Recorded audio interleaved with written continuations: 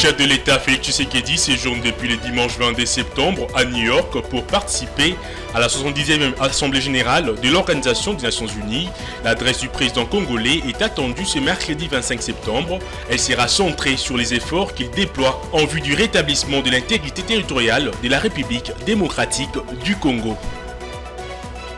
Et puis la RDC a pris part au sommet de l'avenir sur les objectifs du développement durable organisé du 22 au 23 septembre à New York par les Conseils économiques et sociaux des Nations Unies en prélude de la 70e Assemblée Générale de cette organisation prenant part à ses assises visant à remobiliser la communauté internationale en vue de réaliser les ODD. Le vice-premier ministre chargé du plan, Guilain Nyembo, a appelé les parties prenantes à un nouveau paradigme global fondé entre autres sur la justice climatique et l'investissement dans le capital humain. Il s'observe ces derniers temps dans certains centres de négoce logés à Kinshasa une hausse de prix de certaines denrées dont le sucre. Au marché Moulard de Bandalungwa, le prix d'un sachet de sucre de 5 kg est passé de 14 000 à 16 000 francs congolais en seulement 4 mois. À en croire quelques commerçants rencontrés ce lundi, l'instabilité du taux d'échange influence fortement le prix au niveau des grands opérateurs économiques.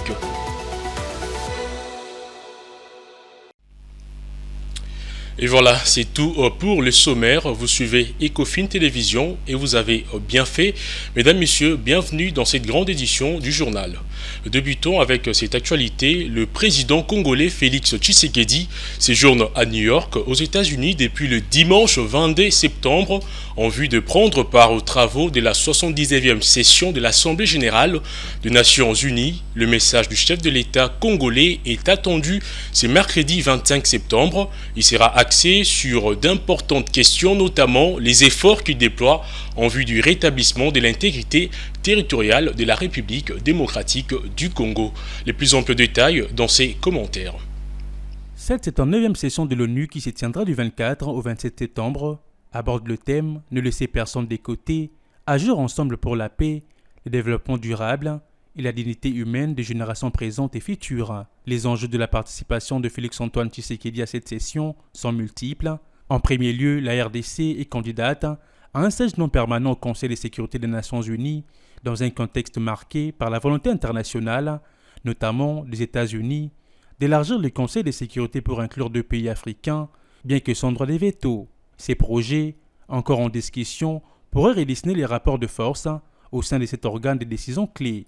La République démocratique du Congo, pays pivot en Afrique centrale et plus grand État francophone du monde, espère se positionner comme un candidat sérieux.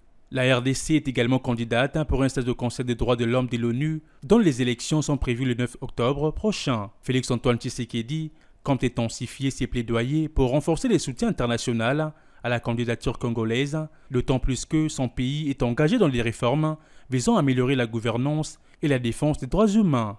Le chef de l'État congolais participera également à plusieurs réunions bilatérales, notamment avec la Pologne, pour discuter des partenariats potentiels en matière de numérisation, de surveillance des frontières, 2 enjeux cruciaux pour la sécurité nationale et la modernisation des infrastructures du pays. La sécurité demeure un axe majeur de cette mission. Dans son discours, attendu ce mercredi lors de la session plénière, Félix-Antoine Tshisekedi reviendra sur les agressions continues que subit la RDC de la part du Rwanda et plaidera pour un soutien international plus accru pour restaurer la stabilité dans l'est du pays, en proie à des conflits armés depuis plusieurs décennies. Il est également attendu qu'il évoque le rôle stratégique de la République démocratique du Congo dans la lutte contre le réchauffement climatique, notamment grâce à ses vastes ressources naturelles et son statut du pays solution face à ces défis globaux. Cette session de l'ONU se déroule dans un contexte international marqué par des discussions sur la réforme du Conseil de sécurité, les conflits armés, les tensions dans plusieurs régions du monde, offrant à Tshisekedi une plateforme pour positionner la RDC comme un acteur clé dans la promotion de la paix et du développement durable en Afrique et dans le monde. Le séjour du président à New York est également l'occasion de renforcer des relations diplomatiques avec des partenaires internationaux et de nouer de nouveaux accords en faveur du développement économique et social de la République démocratique du Congo. Les efforts de modernisation et d'attractivité du pays pour les investissements étrangers figurent aussi à l'agenda de cette mission diplomatique. Dans le même registre, en marge de la 79e Assemblée générale des Nations unies, le Conseil économique et social a organisé du 22 au 23 septembre à New York un sommet de l'avenir sur les objectifs du développement durable, ODD. Ces assises visent à remobiliser la communauté internationale en vue de réaliser les ODD. La RDC a pris part à ces sommets par le biais de son vice-premier ministre en charge du plan, Guilain Nyembo. Ce dernier a appelé les parties prenantes à un nouveau paradigme global fondé sur l'inclusivité, la justice climatique et l'investissement dans les capitales humains. Images et commentaires. Ces sommets entendent ressusciter une communauté internationale qui traîne à se mobiliser pour l'atteinte des objectifs de développement durable. Au menu de cette importante rencontre figurait principalement l'adoption d'impacts pour l'avenir et d'une déclaration pour les générations futures, dont l'ambition est de susciter un nouveau départ pour le multilatéralisme. Prenant la parole, au nom du chef de l'État congolais, le vice-premier ministre en charge du plan, Guilain Nyembo, a attiré l'attention des dirigeants des différents pays sur la mise en application des résolutions adoptées durant ces sommets. D'où l'appel lancé aux pays membres des Nations Unies afin de trouver des solutions sur les questions saillantes qui entravent le bon fonctionnement de l'ONU et freinent le progrès des États, en particulier ceux de pays moins développés. À noter que les États membres de l'ONU ont adopté à l'unanimité dimanche dernier le pacte pour l'avenir. Celui-ci est accompagné d'un pacte numérique mondial qui comprend le premier accord mondial sur la réglementation internationale de l'intelligence artificielle, mais aussi de la déclaration sur les générations futures qui engage pour la première fois les gouvernements à prendre en compte les intérêts des générations futures dans les décisions prises aujourd'hui. Parlons autre chose à présent, une nouvelle approche de gouvernance du secteur du tourisme.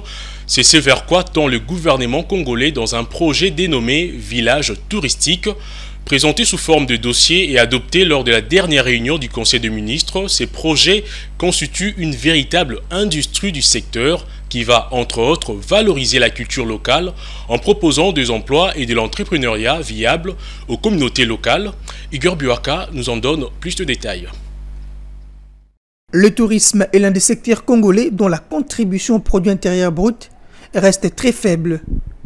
C'est malgré l'énorme potentiel dont dispose la République démocratique du Congo, autant du point de vue de la faune que de la flore, sans omettre à cela d'innombrables sites touristiques, naturels ou artificiels, à sa disposition. Ce n'est qu'à cet égard, et grâce à la détermination à faire du secteur touristique une véritable industrie génératrice de recettes, que le ministre du Tourisme a présenté lors de la 14e réunion du Conseil des ministres ces dossiers sur le village touristique.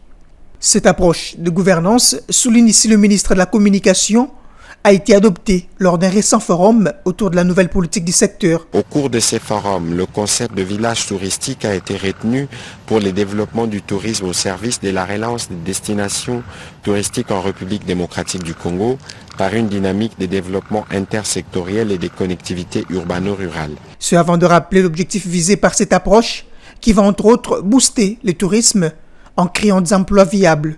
Les villages touristiques préservent, respectent et valorisent la culture locale en préservant des emplois et l'entrepreneuriat viable communauté locale et sera le lien par excellence de mise en exergue de notre puissant soft power à travers sa riche biodiversité, son patrimoine historique et culturel, sa gastronomie, sa musique ainsi que ses arts visuels et ses merveilles de la nature pour changer la perception du pays. Ce projet des villages touristiques est l'un des deux dossiers qui ont été proposés et adoptés lors de cette réunion du Conseil des ministres.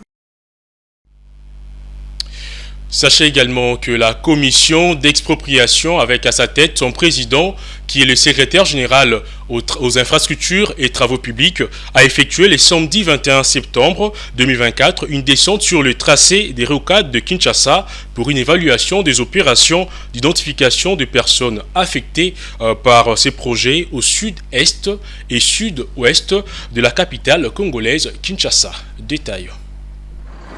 Faire une évaluation des opérations d'identification de personnes affectées par le projet, particulièrement le cas de ses propriétés dont le détenteur reste inconnu. Voilà les buts de cette descente sur le tracé des rocades de Kinshasa qu'a effectué la commission d'expropriation avec à sa tête son président le secrétaire général aux infrastructures et travaux publics. Entre le PK8+800 et le PK10+500, plusieurs propriétaires ne se sont pas encore présentés à la commission. C'est le cas d'un ambassadeur honoraire de la République démocratique du Congo au Togo ou encore du responsable de la réserve foncière de l'école Prince de Paix. Dans le but de préserver les intérêts des riverains tout en garantissant l'avancement des travaux, la commission à travers son président annonce qu'une campagne sera lancée pour sensibiliser les riverains à s'identifier. On est très avancé au niveau de la commission par rapport à la signature des accords avec un grand nombre, n'est-ce pas, des occupants sur ces rocades, mais il faut faire un effort de manière à trouver ceux qui jusque-là ne se sont pas encore présentés. Ceux qui ne se seront pas identifiés, ils viendront nous trouver, on va régulariser leur situation. Mais en même temps aussi, nous avons fait une campagne de communication à la radio et télévision de manière à sensibiliser ceux qui sont en retard ou ceux qui ne sont pas encore identifiés au niveau de la commission. Une autre contrainte, et pas le moindre, c'est la présence de plusieurs cimetières sur le tracé de la route qui ont obligé l'arrêt de travaux. Au sujet de l'avancement de travaux, la commission a apprécié les changements en se rendant compte de la mise en œuvre de la couche près de 1 km en allant du PK16 au PK17, ce qui annonce l'arrivée prochaine de la couche déroulement dans un contexte où la construction de la centrale d'enrobé à la base vide de Grec 8 est déjà à son terme. Mobiliser et sensibiliser sur l'importance de l'assainissement dans la ville de Kinshasa. C'est le message qui a été lancé en fin de semaine dernière par le gouverneur de la ville, Daniel Bumba, à l'occasion justement de la journée internationale du nettoyage célébrée le 21 septembre de chaque année. Cette démarche de sensibilisation dédiée au ramassage de déchets plastiques et autres le long du boulevard du 30 juin a connu la participation, entre autres, du DG de la DGRK, Miché Moussaka Mayelenkai, et d'une délégation de l'ambassade de Pays-Bas en RDC. Le détail en images et commentaires. À l'occasion de la célébration de la Journée internationale du nettoyage, célébrée le 21 septembre de chaque année, le numéro 1 de la ville de Kinshasa, Daniel Bumba, a initié une marche de sensibilisation dédiée au ramassage des déchets plastiques. Cette activité à laquelle ont pris part l'ambassade des Pays-Bas en RDC et les agents et cadres de la DGRK avec à la tête les DG Miché Moussaka Mayelenkai a vécu le long du boulevard du 30 juin. Objectif, envoyer un message fort de mobilisation et de sensibilisation sur l'importance de l'assainissement de la ville de Kinshasa. Kinshasa lelo salité pour bosoto eleki makasi. Bosoto wana ebotami na ba comportement na biso. Surtout on a changé ba comportement na biso. Avant que l'habitant va voir la mesure coercitive pour contenir bino na rotosa, ezali malamu soko bino mo biso mo tozu conscience.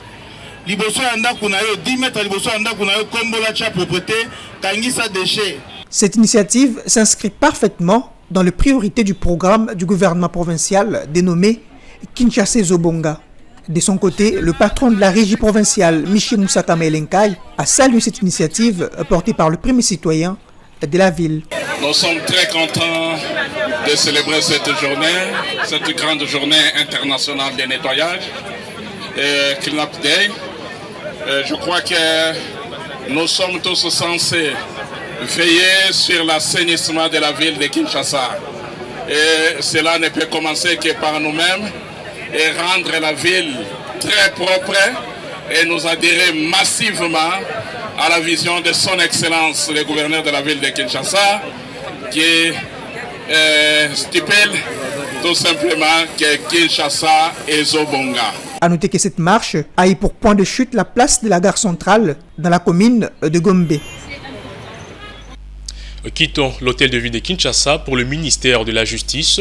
Plus de 444 millions de dollars américains, telles sont les recettes encaissées par le seul guichet bancaire situé dans l'enceinte du palais de justice pour la période du 19 août au 16 septembre, depuis que le ministre de la Justice et garde de Sceaux, Constant Moutamba, a décidé de bancariser le frais judiciaire, une démarche saluée justement par l'avocat Jacques Monganga, qui estime que cet argent pourrait aider l'appareil judiciaire congolais à se prendre en charge. On l'écoute. C'est une initiative louable à encourager et qui vise le développement de la RDC. Parce que beaucoup de sommes que les gens payent entre les mains des greffiers, entre les mains des particuliers, ces sommes sont dilapidées, sont orientées ailleurs. Mais quand tout est bancarisé, c'est un argent sûr. Et regardez cette grosse somme réalisée rien que dans un mois. Alors, après 2, 3, 4 mois, donc le ministère aura une grosse somme d'argent et qui va contribuer à l'avancement de notre pays. Nous louons cette initiative. C'est pour la toute première fois. Ceci n'a jamais été fait en RDC. C'est la toute première fois qu'on ait vécu un tel événement heureux. Cet argent va aider à relever plusieurs défis qui se trouvent dans le secteur de la justice. La plupart des frais sont pris en charge par des particuliers. Lorsqu'il faut, par exemple, lancer une invitation à une personne, lancer un mandat, quand vous allez déposer votre plainte, c'est vous-même qui dépensez de l'argent. Mais avec cet argent, on peut laisser les particuliers libres et l'État lui-même prend en charge la procédure. Je sais que le ministre sera la bête noire des greffiers, mais il n'y a que de mauvaises personnes qui puissent le haïr. Et puis, selon la dernière note de conjoncture économique au 13 septembre 2024, le poids sur le marché d'échange et réserves internationales ont signifié que le taux d'échange s'est établi à 2841,79 francs congolais, le dollar américain à l'indicatif, soit une légère dépréciation hebdomadaire de 0,06%. Et quant au secteur monétaire, il reste marqué par une légère hausse hebdomadaire de l'encours du bon BCC.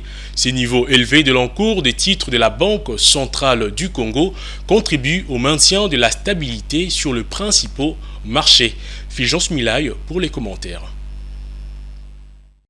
Au 13 septembre 2024, les taux d'échange s'est établi à 2841,79 francs congolais à l'indicatif, soit une légère dépréciation hebdomadaire des 0,06%, alors qu'au parallèle, elle s'est maintenue au niveau de la semaine précédente, soit 2870,94 francs congolais, les dollars américains. En cumul annuel, les francs congolais a perdu près de 5,71% de sa valeur sur le marché officiel et 6,42% au parallèle, contre des dépréciations respectives de 21,09% et 16,65% à la période correspondante de 2023. En ce qui concerne les réserves internationales, celles-ci ont atteint 6 222,87 millions de dollars américains au 11 septembre 2024, représentant 14 semaines d'importation de biens et services. Et pour le marché de la monnaie, les guichets de prêt à court terme n'a renseigné aucune opération durant les 2 premières semaines du mois de septembre 2024, contre un volume d'opérations de 24 milliards de francs congolais relevé au mois d'août 2024. En cumul annuel, au 13 septembre 2024, il s'observe un volume d'opérations de 5 541 milliards de francs congolais. Pour rappel, au cours de l'année précédente, il a été noté un volume d'opérations de 21 569,7 milliards de francs congolais. Au niveau du marché interbancaire, aucune opération n'a été réalisée depuis le début du mois de septembre, contre un volume d'opérations de 3 milliards observé en août 2024. Au 13 septembre de l'année en cours, ici dégage un volume d'opérations annuel cumulé de 350 milliards. Les taux d'intérêt appliqués sur les différents guichets se sont situés à 25% sur le marché interbancaire et de prêts à court terme et à 26% sur celui de facilités permanentes. Et pour terminer, au marché molar de Bandalungwa, le prix d'un sachet de sucre de 5 kg est passé de 14 000 à 16 000 francs congolais en seulement 4 mois. Cela traduit une augmentation de prix de certaines denrées alimentaires. Quelques commerçants rencontrés ce lundi déplorent toutefois l'instabilité du taux de change qui influence le prix au niveau des grands opérateurs économiques. Divine Mwende et Jurès Lutété pour les reportages. Depuis quelque temps, les prix des divers produits alimentaires ont légèrement augmenté. Au marché moulard de Bandalungwa, ce constat se confirme. En détail, le sachet de sucre de 5 kg est passé de 14 000 francs congolais à 16 000 francs congolais. Selon les vendeurs, l'augmentation de ces prix est causée par l'instabilité du taux de change qui influence les prix au niveau des opérateurs économiques. Sac à sucre est commis à 175 000 francs congolais. Un sachet de sucre se vend actuellement à 16 000 francs congolais, voire 17 000 francs congolais, tandis qu'auparavant, nous l'achetons à 13 000 francs congolais. 10 000 francs. Banda sucre mati et kokiko beta biso déjà 4 mois en gros. Avant, un sachet de sucre se vendait à moins de 4 $, mais actuellement, nous l'achetons à 6 $. Nous ne comprenons pas la cause de cette hausse de prix. Nous souhaitons que le prix de cette denrée se stabilise. Cela nous permettra de bien mener nos activités commerciales. 5 $, c'est très bénéfique par rapport que matara. À noter que cette augmentation des prix des denrées alimentaires pèse sur le pouvoir d'achat des Congolais. Mesdames, Messieurs, place à présent à la lecture de journaux Paris ce jour. La revue de presse est signée Betty Tanfumo.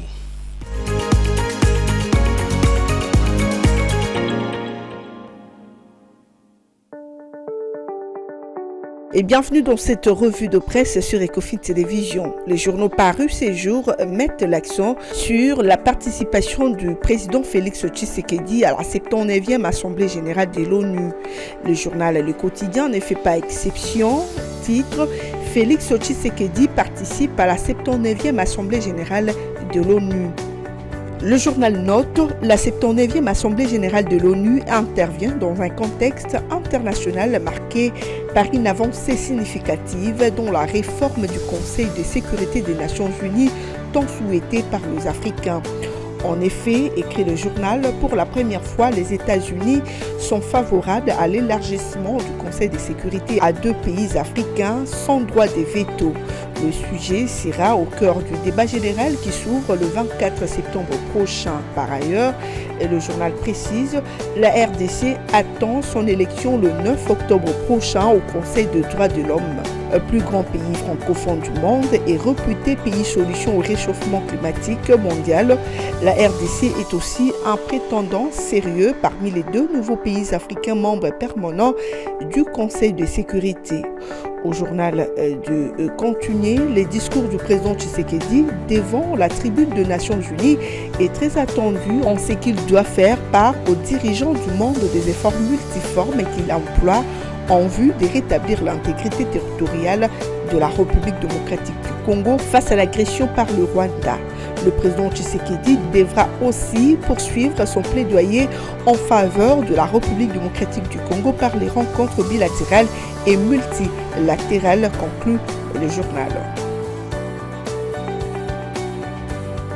Poursuivons cette revue de presse avec Forum des As qui titre « Les gouvernements adoptent le projet de décret portant création du comité national AGOA ». En effet, précise le journal, l'option vient d'être levée à la 14e réunion du Conseil des ministres qui s'est tenue le vendredi 20 septembre dernier. La République démocratique du Congo disposera désormais d'un comité national AGOA, un projet présenté et défendu par le ministre du Commerce extérieur, Julien Paluku, nous apprend le journal. Ces derniers renforcent ainsi la stratégie pour la réussite de ces grands rendez-vous d'affaires qui va constituer une belle vitrine pour la République démocratique du Congo, puisque déterminée à augmenter les volumes de ses exportations vers les États-Unis d'Amérique. Au journal de préciser, AGOA est en effet une loi américaine qui permet aux pays d'Afrique subsaharienne éligibles d'exporter la plupart de leurs produits aux États-Unis d'Amérique sans droit de douane et sans obligation de réciprocité. Nous allons conclure avec Congo Nouveau qui titre « Kinshasa, la voirie se détériore sous l'œil impuissant de l'OVD ».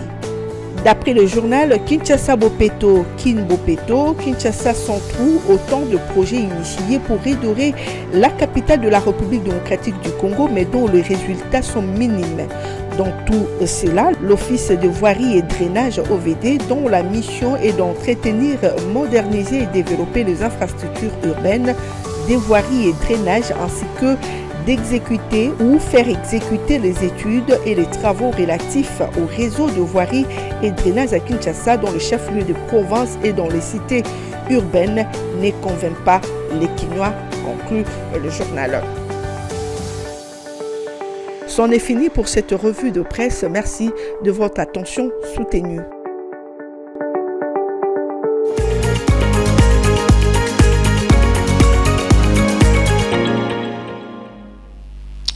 Si vous nous avez pris diffusion en cours, voici donc le rappel de principaux titres.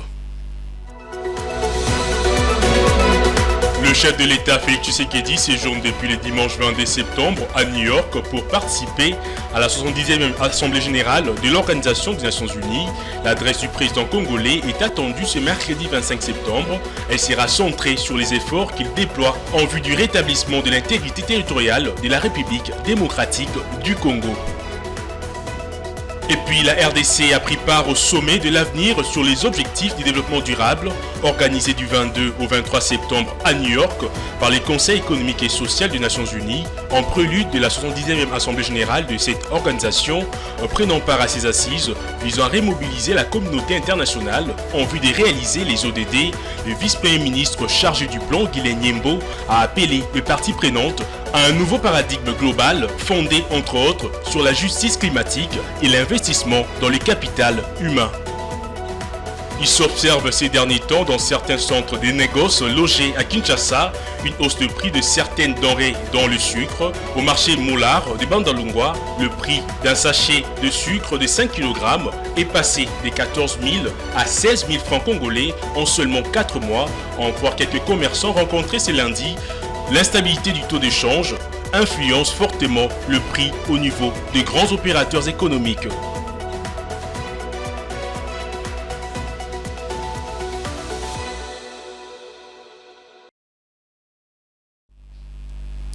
Fin complète de cette session d'information. Excellente suite de programme sur les antennes d'Ecofin Télévision. Au revoir.